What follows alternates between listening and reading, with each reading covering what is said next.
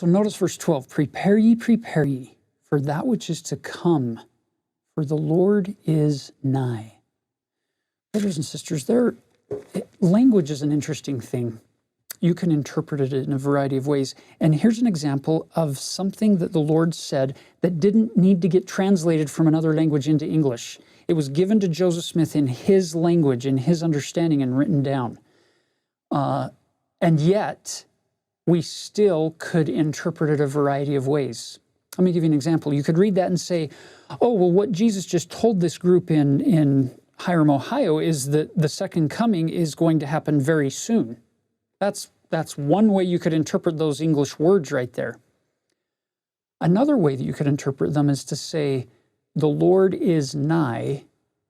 Perhaps he's not referring to his second coming. Perhaps he's referring to his watchful care of this early group of saints spreading the gospel, saying, you're not going to be doing this alone. You're not going to be a parent alone. You're not going to be a missionary alone. You're not going to be my prophet alone. I am not going to forsake any of you at any phase of this building up of my kingdom. I am nigh. I am near.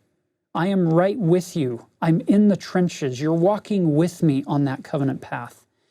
That's how I love to look at that phrase, is instead of apocalyptic or saying, oh, the end is near, which we'll get plenty of those sections down the road and we'll talk about them, but to rather stop focusing on the big, huge cataclysmic events and rather the simple, everyday struggles and the events that we're facing every day, today, the people and the relationships and the opportunities for growth and development that surround me today.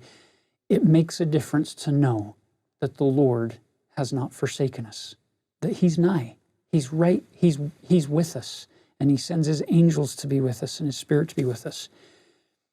Look at verse 13 and 14.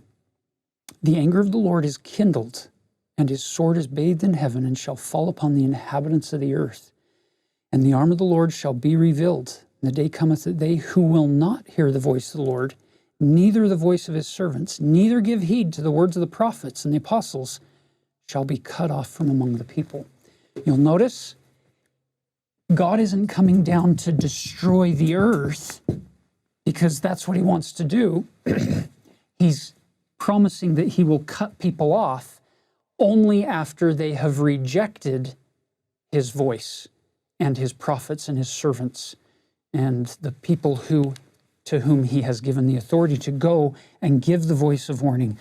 Only then does he say, okay, now you're going to have some problems.